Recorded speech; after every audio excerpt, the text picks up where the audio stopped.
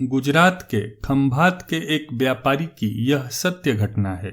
जब मृत्यु का समय सन्निकट आया तो पिता ने अपने एकमात्र पुत्र धनपाल को बुलाकर कहा कि बेटा, मेरे पास धन संपत्ति नहीं है कि मैं तुम्हें विरासत में दूं, पर मैंने जीवन भर सच्चाई और प्रामाणिकता से काम किया है, तो मैं तुम्हें आशीर्वाद देता हूँ कि तुम जीवन में बहुत सुखी रहोगे और धूल को भी हाथ लगाओगे तो वह सोना बन जाएगी। बेटे ने सिर झुकाकर पिताजी के पैर छुए। पिता ने सिर पर हाथ रखकर आशीर्वाद दिया और संतोष से अपने प्राण त्याग कर दिए। अब घर का खर्च बेटे धनपाल को संभालना था। उसने एक छोटी सी ठेला गाड़ी पर अपना व्यापार शुरू किया। धीरे धीरे व्यापार बढ़ने लगा। एक छोटी सी दुकान ले ली। व्यापार और बढ़ा। अब नगर के संपन्न लोगों में उसकी गिनती होने लगी।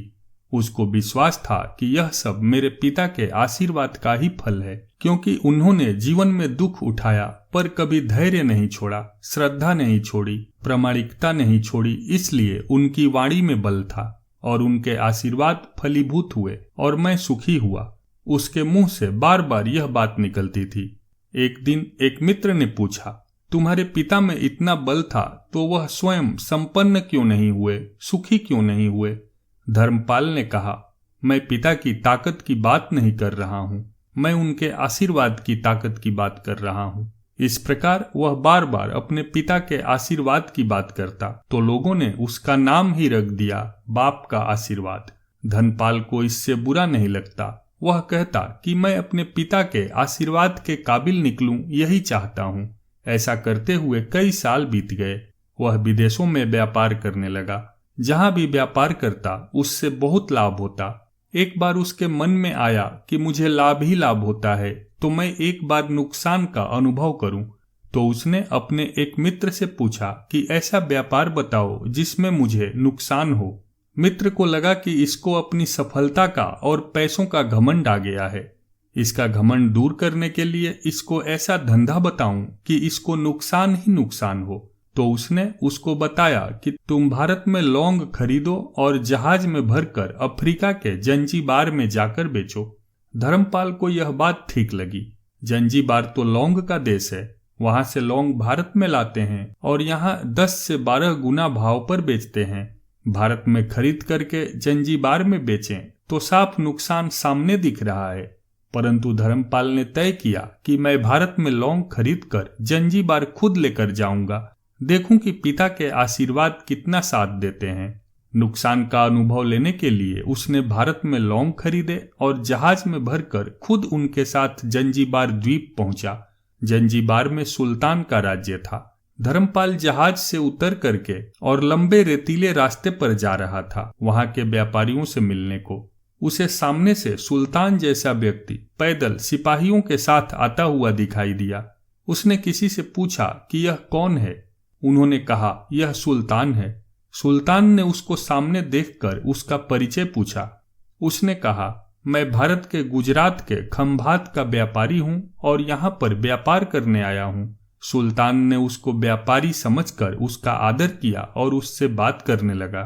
धर्मपाल ने देखा कि सुल्तान के साथ सैकड़ों सिपाही हैं, परंतु उनके हाथ में तलवार, बंदूक आदि कुछ भी न होकर बड़ी बड़ी छलनियां हैं।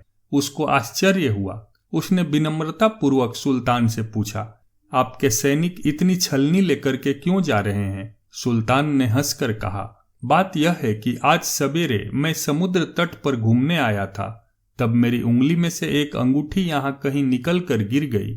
अब रेत में अंगूठी कहाँ गिरी पता नहीं, तो इसलिए मैं इन सैनिकों को साथ लेकर आया हूँ। यह रेत छानकर मेरी अंगूठी उसमें से तलाश करेंगे।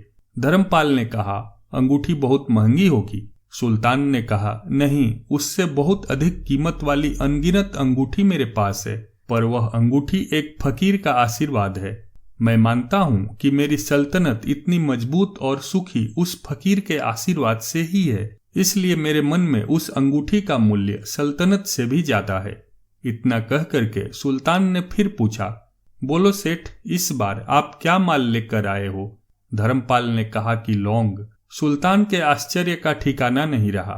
यह तो लौंग का ही देश है सेठ, यहाँ लौंग बेचने आए हो? किसने आपको ऐसी सलाह दी? जरूर वह कोई आपका दुश्मन होगा। यहाँ तो 1 पैसे में मुट्ठी भर लौंग मिलते हैं। यहाँ लौंग को कौन खरीदेगा और तुम क्या कमाओगे? धर्मपाल ने कहा, मुझे यही देखना है कि यहाँ भी मुनाफा होता है या नहीं। मेरे पिता के आशीर्वाद से आज तक मैंने जो धंधा किया उसमें मुनाफा ही मुनाफा हुआ, तो अब मैं देखना चाहता हूँ कि उनके आशीर्वाद यहाँ भी फलते हैं या नहीं। सुल्तान ने पूछा, पिता का आशीर्वाद, इसका क्या मतलब?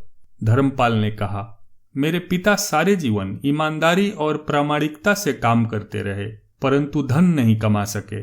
उन्होंने मरते समय मुझे भगवान का नाम लेकर मेरे सिर पर हाथ रखकर आशीर्वाद दिए थे कि तेरे हाथ में धूल भी सोना बन जाएगी। ऐसा बोलते बोलते धर्मपाल नीचे झुका और जमीन की रेत से एक मुट्ठी भरी और सम्राट सुल्तान के सामने मुट्ठी खोलकर उंगलियों के बीच में से रेत नीचे गिराई तो धर्मपाल और सुल्तान दोनों का आश्चर्य का पार नहीं रहा। उसके हाथ में एक हीरे जड़ित अंगूठी थी। यह वही सुल्तान की गुमी हुई अंगूठी थी। अंगूठी देखकर सुल्तान बहुत प्रसन्न हो गया। वह बोला, वाह खुदा, आपकी करामात का पार नहीं। आप पिता के आशीर्वाद को सच्चा करते हो। धर्मपाल ने कहा, फकीर के आशीर्वाद को भी वही परमात्मा सच्चा करता है। सुल्तान और खुश हुआ, धर्मपाल को गले लगाया और कहा, मांग सेठ, आज तू जो मांगेगा मैं दूंगा। धर्मपाल ने कहा, आप 100 वर्ष तक जीवित रहो और प्रजा का अच्छी तरह से पालन करो। प्रजा सुखी रहे, इसके अलावा मुझे कुछ नहीं चाहिए। सुल्तान और अधिक प्रसन्न हो गया। उसने कहा, सेठ, तुम्हारा सारा माल मैं आज खरीदता हूँ। मैं तुम्हारी मुंह मांगी कीमत दूंगा। इस कहानी से हमें शिक्षा मिलती है कि पिता के आशीर्वाद हो तो दुनिया की कोई ताकत कहीं भी तुम्हें पराजित नहीं होने देगी। पिता और माता की सेवा का फल निश्चित रूप से मिलता है। आशीर्वाद जैसी कोई संपत्ति नहीं। बालक के मन को जानने वाली माँ और भविष्य को संवारने वाले पिता, यही दुनिया के 2 महान ज्योतिषी हैं। अपने बुजुर्गों का सम्मान करें, यही भगवान की सबसे बड़ी सेवा है।